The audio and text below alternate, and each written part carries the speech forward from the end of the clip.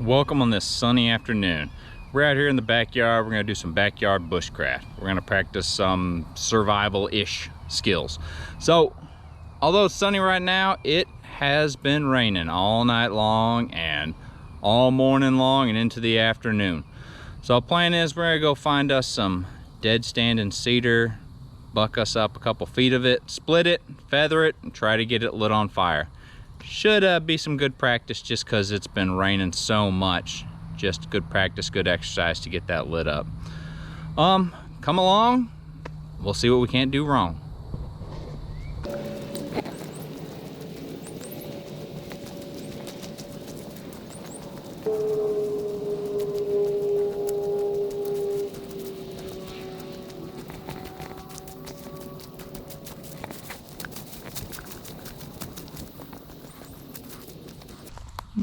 What do we have here?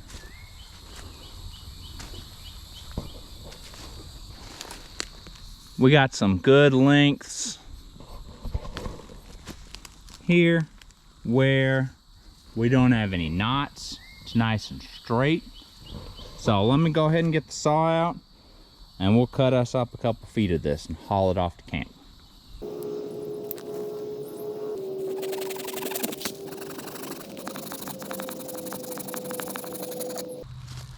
All right, and what we see there, even though it's been raining this whole day, all last night, the inside's still nice and dry. And with this, it's packed full of resin, so it'll burn real nice. All right, we're here. We got our log. Gonna try to make our way through here without running into too much of this poison ivy and without getting too wet, too swamped out from all this rain. So let's see.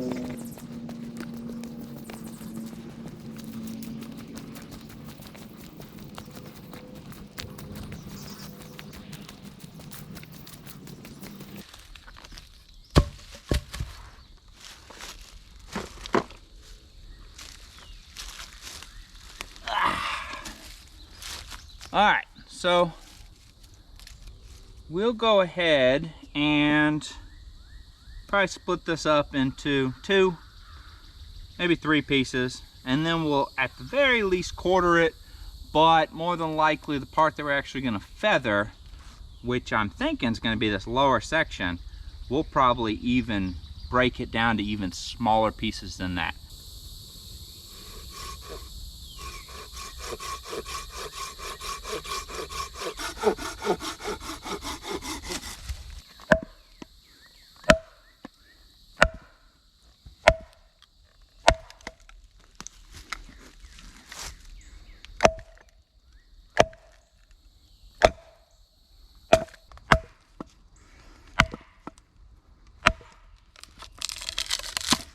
And with that, see, we can just pry it apart. So what we see here is this worked really well for splitting up all these pieces with our axe. But you might ask, what happens if I don't have an axe? Or is there another way to do this without an axe? Yes, there is. And some people actually prefer it because you don't have to bring as many tools. Drive that knife down. Treat it just like you would a splitting wedge.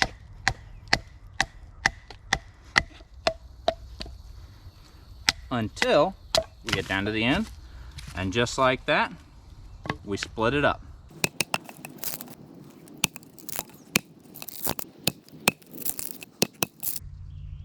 All right, so we have all of our wood split up, and I kind of divided it up into two different groups.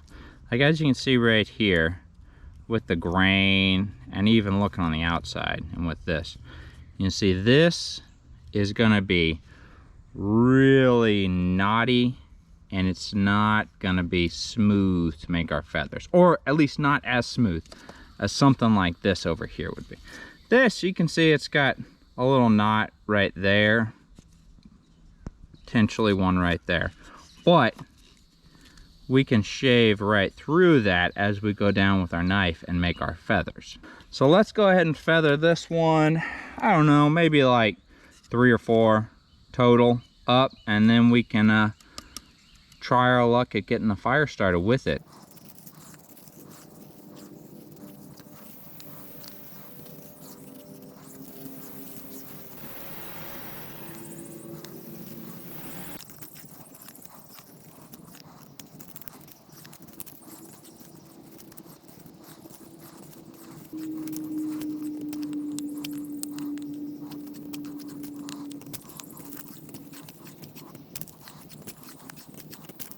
So what we're going to do right here is we're going to start shaving off some real fine material on to this stump we have. And this stuff along with the feathers we have here, feather stick here, and potentially some of this bark, even though it's all pretty wet. I think we'll be able to get our fire going with our ferro rod. And I think that's probably enough to get us going. I hope.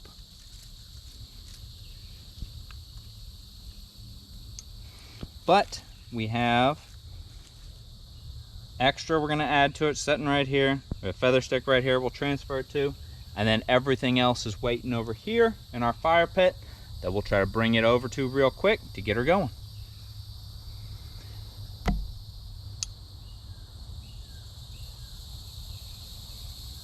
Now we're going to shave some of this ferro rod off into this tinder just to kind of give us a little bit better of a chance. Now see, some of it already went going. We're trying to avoid that. Now we'll throw the real spark, and with any luck we'll be able to get this going. Now there we go. Don't want to smother it. We'll transfer this into our feather stick, which we have successfully done now.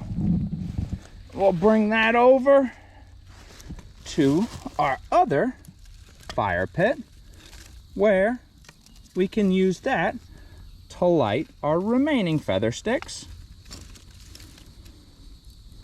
and get our fire going. So that is how you can get a fire going after it's been raining for 12-16 hours without too much of an issue. All right, so I was looking around here for a good example of this, and I think I found it. So we looked for that dead standing cedar tree to use for our fire material. So what we see right here, we have another cedar that is dead, and it is standing, but the issue with it is right here on the back. See, it's real pithy and nasty, and especially with all this rain, it's just soaked. This right here, not saying you couldn't do it, but it would definitely be more of a challenge, because you see how this stuff has really absorbed that moisture. I mean, you could open it up and you'd see it's full of resin and everything like that, and it might work well for you, but it might just be wasted effort.